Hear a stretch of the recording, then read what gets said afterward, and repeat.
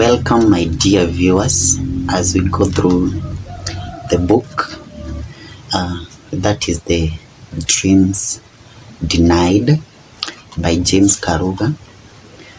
Is a Kenyan book, a book that is calling for a good society, good leadership, and also responsible citizenship. From the title, as you can see, The Dreams Denied, it is talking about the broken promises which are made by the leaders. In this case, it is the governor of Kalara County. And now our question is from the book: are the citizens going to wait as their dreams vanished, or what are they going to do? I welcome you. So let's dive together. The book starts Act 1, Scene 1, in the office of the governor, and we notice that he has called a meeting. It is 4 a.m. He has called his advisors, that is Ogola and also Mwanga. These are the two advisors employed by the government. And the reason why he has called them, he says that he's in a crisis, and the crisis is that the people hate him. They don't love him as they used to do. And now he's calling the advisors to advise him and also to tell him why the people are hating him. Yet he was very popular during the campaign. He was the voice of the people, and they used to love him. Mwanga and Ogola tell him that people are hating him because of his unpopular policies. Introduced new bills, and the bills are the ones that are making him unpopular.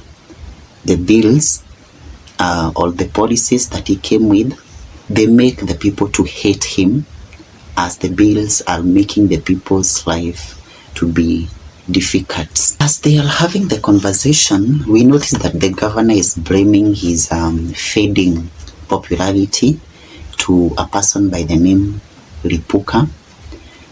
Lipuka is an ex-senator of Kalara County, and he's a lawyer.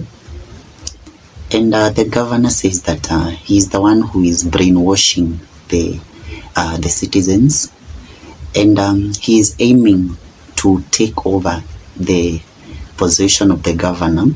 Lipuka is the rival to the governor. He cannot speak to him. He cannot seek advice from him because, for one, he is also competing with him, so that he'll use the weaknesses to campaign against him in the coming elections.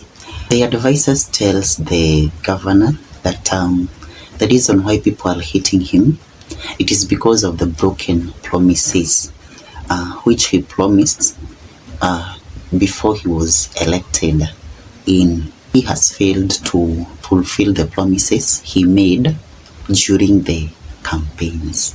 And now, let us see the reasons why the governor is becoming unpopular. The first reason why the governor is becoming unpopular is the issue of acaricide. We noticed that the governor had promised that he would supply the farmers with acaricide so that it would increase the health of the animals. And now, in his defense, he says that the person whom he had given the tender, that is Kianangi, and we notice that Kianangi is his friend. In his defense, he says that Kianangi, he got what we call stroke, and the governor, with his wisdom, he is waiting for Kianangi to heal so that he can continue with the supplying of the acaricide to the farmers, as if nobody else who can do that work. But we notice that the governor has put some measures to ensure that no one else who can be able to supply their curricide. And we noticed that he's broking what we call free market policy in the county. Reason number 2 is that the governor is selfish, and to support this, number 1, the governor has denied livestock from other counties to use the cattle dips in Karara County. He's coming up with some ways to ensure that cattle from other counties do not use the cattle dips. And one way is that he has introduced what we call the livestock national identity cards. And now the advisors ask him what will be the qualification for the livestock to be issued with the identity card. The governor, with his wisdom, says that once the livestock reaches the age of 18 years, they will be issued with a national identity card. And now, the advisors try to collect him and tell him that the livestock are not like human beings, so it will be difficult to know or even to achieve the age of 18 years. And our wise governor comes up with another solution, and he says that they're going to use the female livestock. Once the female livestock gives birth to the first offspring, that will be the time it will be given the identity card. Now the question now from the advisors again, how will they now issue the male livestock?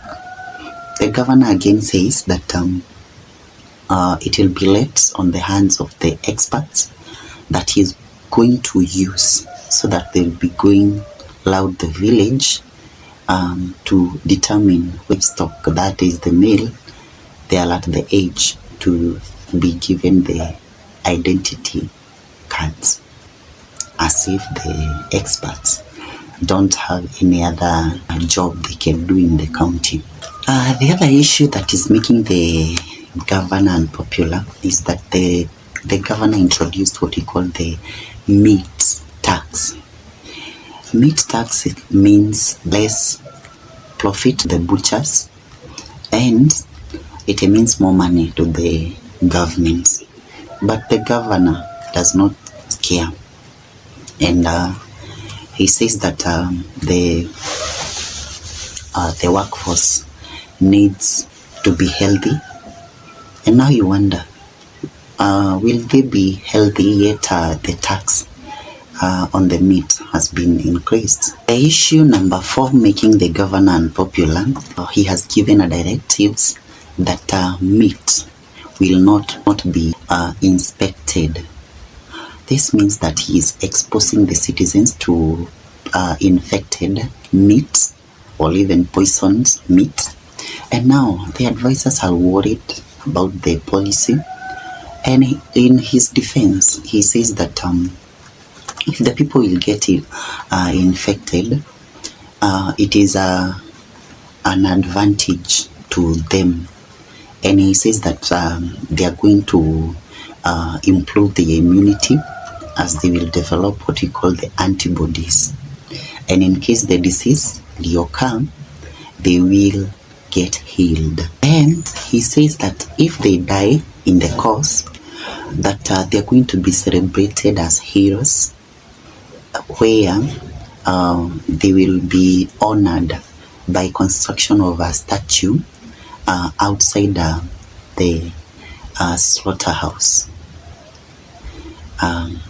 Such a wisdom indeed. He also defends this idea of people eating the infected meat, attract the white people to come and do the research.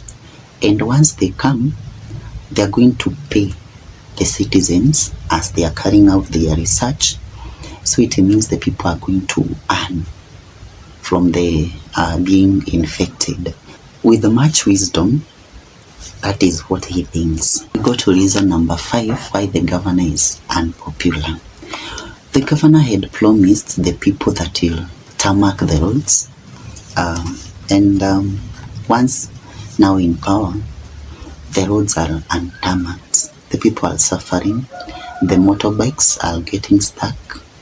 And now, in his defense, very funny, he says that when people are slogging in the mud, it is preparing them to be competent internationally, to compete at the international level in what we call now mudsliding and also bike riding. That's according to the governor. In fact, he says that he's playing the game of chess while others are playing the game of checkers. That is our governor. And no wonder he's coming up with very unpopular policies, one after the other. Ogolla tells the governor that the ideas he's coming up with are somehow dystopian. Governor responds by asking him, "Are you calling me an Ethiopian?" To the governor, he thinks that dystopian means he's from Ethiopia. Yes, according to our qualified governor, dystopian means you're from Ethiopia. He is so much offended to a point now Mwanga tries to apologize to the governor, and he's offended that they are using very big words of which he's not familiar with, and he tells them that they are fired. Their services are terminated that morning. Yes. And we notice that he's the one who called them very early in the morning seeking for the advice. Ogolla is surprised that advising or giving the governor so bad advice has cost the job.